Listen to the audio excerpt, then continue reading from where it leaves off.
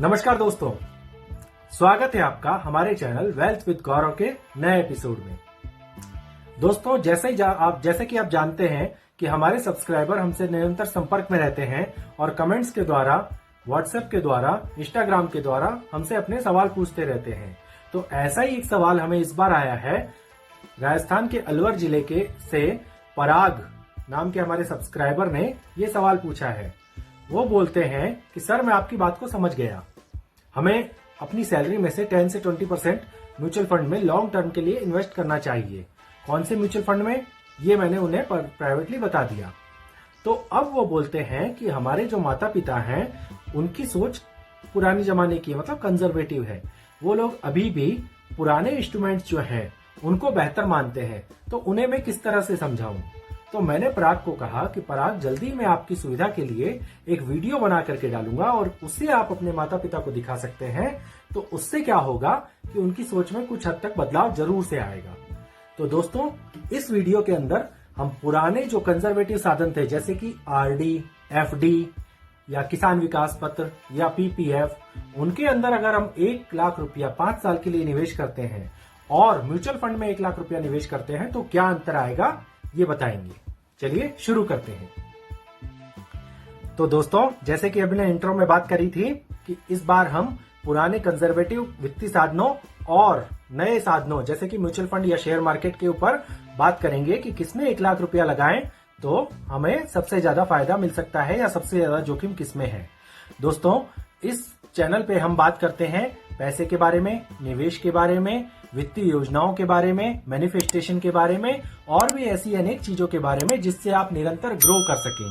तो आज के वीडियो में हम बात करेंगे कि 1 लाख रुपए पीपीएफ, एफडी, आरडी या म्यूचुअल फंड में 5 साल के लिए अगर आप निवेश करते हैं तो आपको किसमें कितना ज्यादा फायदा होगा, किसमें कितना ज्यादा विकल्प और कौन सा आपके लिए ठीक है और कौन सा आपके लिए जोखिम भरा है। तो चलिए दोस्तों, शुरू करते हैं। तो दोस्तों, सबसे पहले हम बात करते हैं पीपीएफ की। पीपीएफ मतलब पब्लिक प्रोविडेंट फंड। इसमें आप अपने हिसाब से भी आप योगदान कर सकते हैं। आमतौर पर इसमें 15 साल का लॉकिंग पीरियड होता है। तो ये बात आप जब भी निवेश चालू करें तो आपको ध्यान रखने योग्य है। अभी इसमें सरकार द्वारा अनेक प्रकार की इंटरेस्ट रेट तय की जाती है। जो अभी की करंट इंटरेस्ट रेट है वो 7.1% के इंटरेस्ट रेट से सरकार इसमें दे रही है। तो अभी पीपीएफ में अगर आप 15 साल के लिए निवेश कर सकते हैं और 5 साल बाद आंशिक निकासी भी कर सकते हैं, मगर थोड़ा पैसा आप उसमें से निकाल सकते हैं, पूरा नहीं निकाल सकते हैं, ये आपको ध्यान रखनी है बात। तो अगर आप 1 लाख रुपए 5 साल के लिए पीपीएफ में निवेश करते हैं तो दोस्तों, आपका अनुमानित रिटर्न कितना हो जाएगा? जी हाँ दोस्तों, ये हो जाएगा करीब करीब 1,41,000 रुपीज के आसपास। पीपीएफ का सबसे बड़ा फायदा ये है कि एक तो ये सरकारी योजना है, इसलिए आपका पैसा इसमें सुरक्षित होता है और टैक्स बेनिफिट्स भी मिलते हैं। और अगर हम नुकसान के बारे में देखें तो केवल 7.1% का आपको इसके अंदर ब्याज मिल रहा है। तो ये सोचकर ही आपको पीपीएफ के अंदर इन्वेस्ट करना है कि क्या मैं 15 साल के लिए रुक सकता हूं। अगर आपने अभी जॉब स्टार्ट करी है और 15 साल तक आपको और कहीं निवेश नहीं करना है तो ये भी एक अच्छा माध्यम हो सकता है। तो दोस्तों, अब हम बात करते हैं निवेश के अगले माध्यम की, जिसका नाम है एफडी। एफडी का मतलब है फिक्स्ड डिपॉजिट। ये फिक्स्ड डिपॉजिट जो है एक प्रकार से सरकारी में भी आप कर सकते हैं, जैसे बैंक, पोस्ट ऑफिस में, और प्राइवेट में भी कर सकते हैं, जैसे कि अन्य जो फाइनेंस कंपनियां हैं वो भी आकर्षक ब्याज दर पे आपको एफडी उपलब्ध करवाती हैं। मगर वहां पे आपकी वित्तीय जो जोखिम है वो उठाने की क्षमता बढ़ जाती है। आमतौर पर सरकारी जो योजनाएं हैं, सरकारी जो बैंक हैं, वो आपको एफडी के अंदर 6 से 7 और कोई 8.5-7% तक का इंटरेस्ट ऑफर करते हैं। अगर आप एक सीनियर सिटीजन हैं तो आपको 0.5% ज्यादा भी इंटरेस्ट मिल सकता है। तो ये तो इसकी इंटरेस्ट की बात हो गई। अगर आप प्राइवेट के अंदर जाते हैं तो आपको 8 से 9% का भी इंटरेस्ट मिल सकता है, मगर उसमें जोखिम उतना ही है कि वो एजेंसियां कब आपका पैसा लेकर के चंपत हो जाएंगी, इसका कोई भरोसा नहीं दे सकती है सरकार। तो दोस्तों, अगर आप 1 लाख रुपए को 5 साल के लिए एफडी में निवेश करते हैं तो 5 साल के अंत में आपके पास 7%, 6.57% की दर से आपके पास लगभग 1,38,000 रुपए बन सकते हैं। एफडी सुरक्षित है, लेकिन इसका टैक्सेशन पीपीएफ जितना लाभदायक नहीं है। इसके अंदर आपको अगर ज्यादा इंटरेस्ट गेन होता है और आप वो सारा निकाल लेते हैं तो आपको यहाँ पर टैक्स देना पड़ सकता है। तो दोस्तों, निवेश का अगला माध्यम है आरडी। आरडी का मतलब है रेकरिंग डिपॉजिट।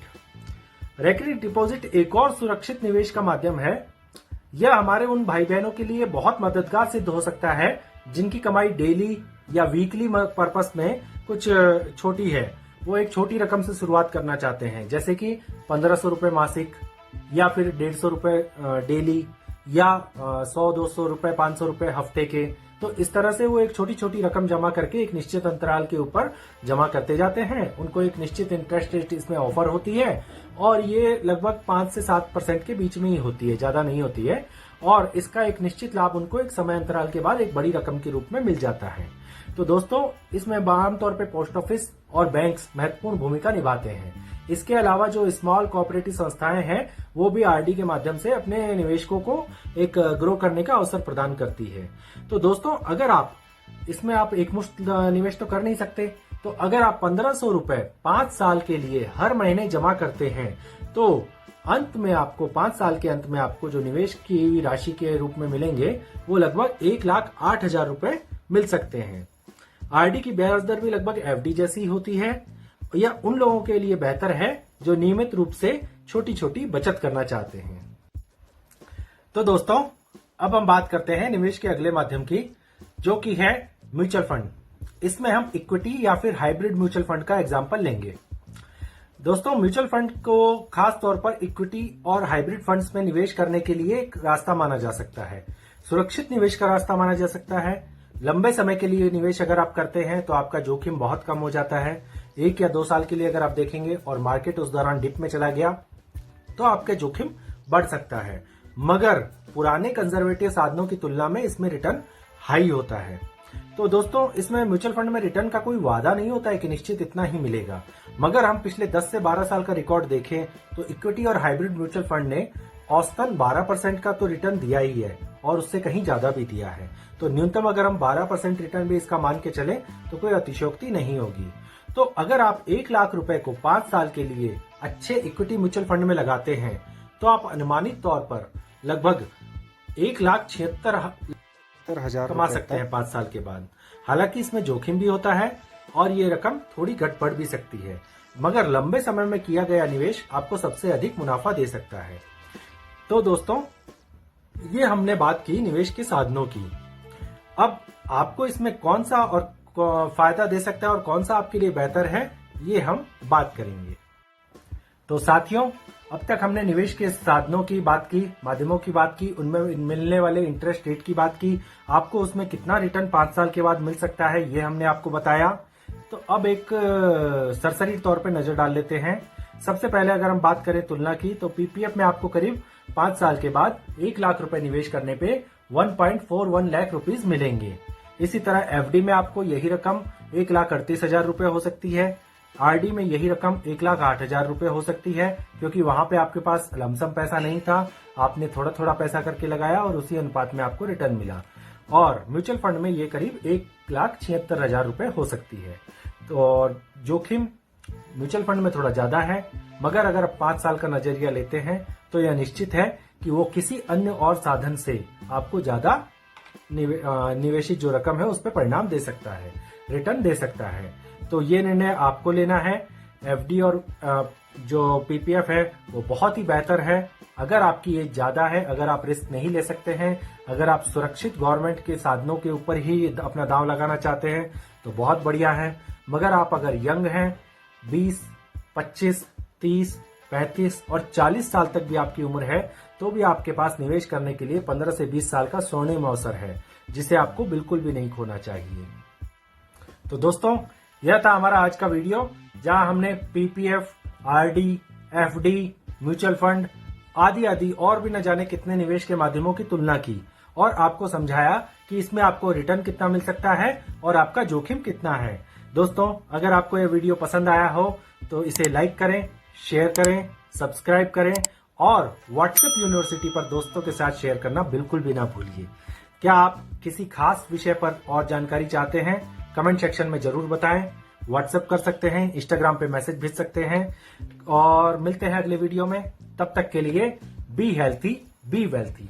नमस्कार।